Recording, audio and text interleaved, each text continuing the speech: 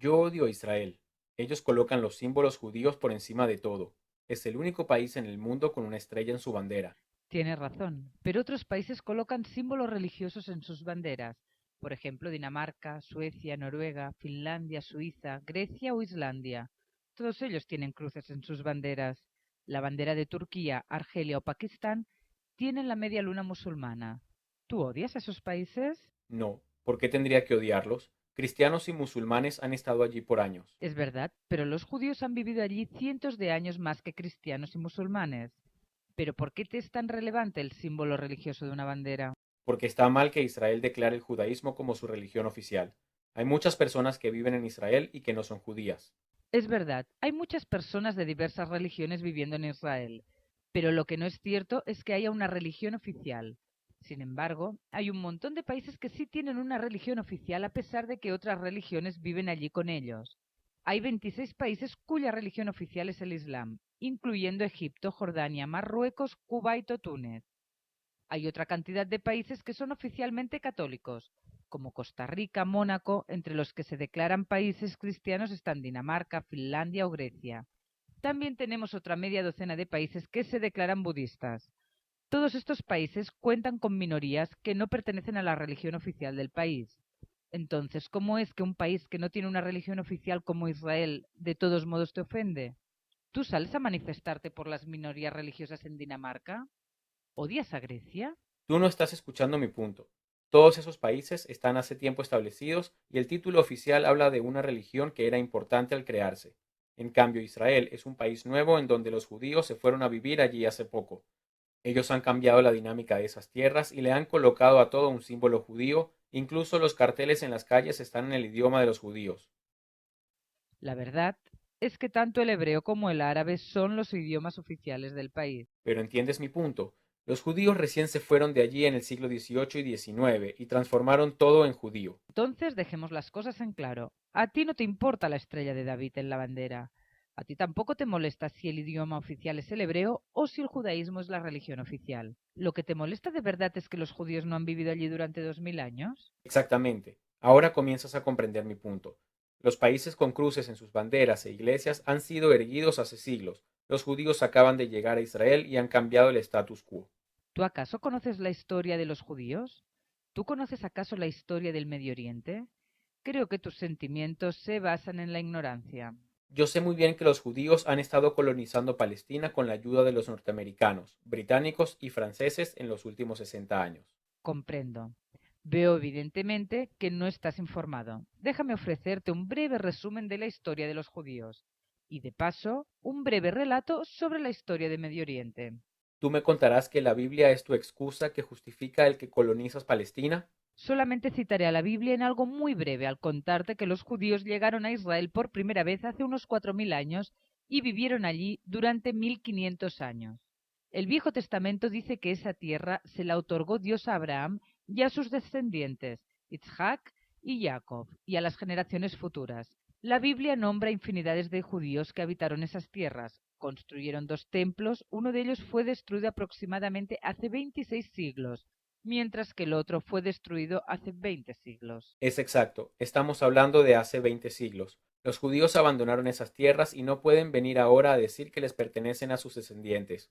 Un nuevo pueblo se ha asentado en esa tierra. Déjame continuar. Millares de judíos fueron asesinados hace 2000 años, otros miles fueron esclavizados y llevados a Roma. Y a pesar de eso, millares de judíos continuaron viviendo en Israel. Ellos se asentaron en importantes ciudades como Tiberíades, Tzfat, Tzipori, Yafne, Cesarea o la zona de Sharon. Ellos siguieron viviendo incluso en Jerusalén. Todo esto a excepción de 50 años en que los judíos de Jerusalén fueron masacrados totalmente por los cruzados en el siglo XII. El barrio judío y sus casas han permanecido allí. Hay viviendas del 1262. Ah, no sabía eso. Muchos judíos han sido expulsados de Israel hace unos 2000 años, después de haber sido derrotados por los romanos. Desde entonces, ellos afirmaban su fe en regresar a Israel, rezaban mirando hacia Jerusalén mientras se deseaban unos a otros encontrarse al otro año en Jerusalén. En el año 1881, tras cientos de años de haber sido oprimidos y asesinados en muchos países como España, Portugal o Rusia, los judíos decidieron que había llegado el momento de terminar con el abuso de los países que no los trataban como ciudadanos con derechos, y se decidieron a dejar de rezar y a retornar en masa a su tierra natal. Eso me suena a sionismo. Eso es sionismo. El sionismo es el movimiento de liberación nacional de miles de judíos, surgido durante los mismos días que surgió el nacionalismo italiano o el alemán. Los judíos querían regresar a su patria para vivir como judíos en paz. Yo pensaba que el sionismo era un movimiento imperial y colonial surgido a consecuencia del Holocausto judío durante la Segunda Guerra Mundial. Pensé que el mundo se había sentido culpable por lo que les hicieron a los judíos, por lo que tomaron Palestina para dársela a los judíos como retribución a los sobrevivientes. Eso es incorrecto. Los judíos siempre han vivido en Israel. El sionismo lo que hizo fue reagrupar a miles de personas de regreso a su patria hace 130 años, incluso mucho antes de la Primera Guerra Mundial. El sionismo es un fenómeno que comenzó muchos años antes que las dos grandes potencias de entonces, Francia e Inglaterra, se repartiesen el Medio Oriente en el acuerdo Sykes-Picot, por el cual ambos países se repartieron los terrenos del derrotado Imperio Otomano. ¿Cómo es eso? Claro, los ingleses y franceses se apropiaron de territorios y comenzaron a distribuirlos de acuerdo a las alianzas que hacían con distintas familias árabes. En 1917, la Declaración Balfour declaraba que una zona del Imperio Otomano, la antigua patria de los judíos, sería el futuro Estado de Israel, en la misma zona donde vivían los judíos en Palestina. ¿Ves que es colonialismo? Inglaterra fundó a Israel. Fue tras la Primera Guerra y no tras la Segunda, pero sigue siendo colonialismo. No es así. Francia e Inglaterra crearon absolutamente todos los países árabes que conocemos hoy en día.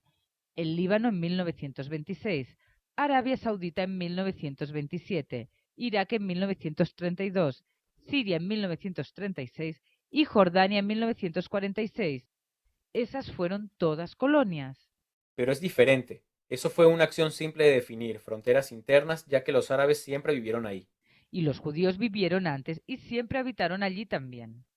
Las posteriores olas de inmigrantes judíos que llegaron de Europa y de Rusia en el siglo XIX vinieron porque lo deseaban y no porque agentes coloniales los llevaron.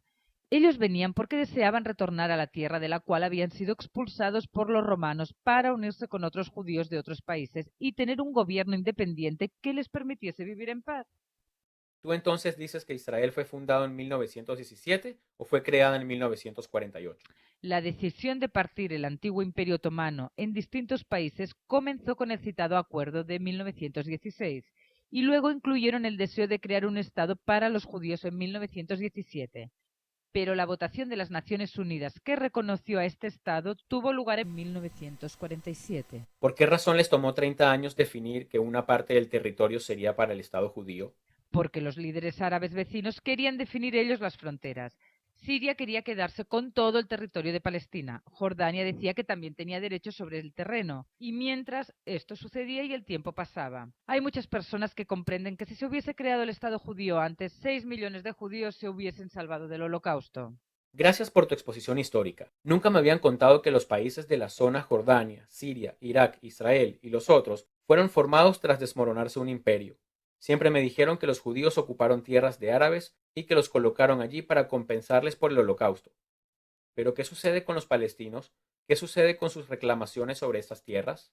Los palestinos son también parte de este proceso de partición de las tierras del Imperio Otomano. Mientras que los judíos soñaban con regresar a la tierra descrita en la Biblia, un terreno que incluía el Líbano, gran parte de Jordania y la actual Siria, se terminaron conformando con un terreno mucho más pequeño.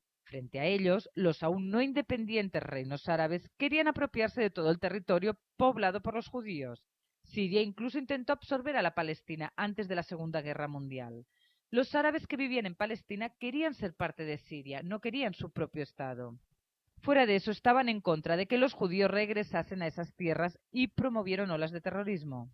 ¿En contra de qué límites del Estado judío combatían los árabes? Lamento decirte que ellos estaban en contra de todo límite, de toda posibilidad de una nación judía.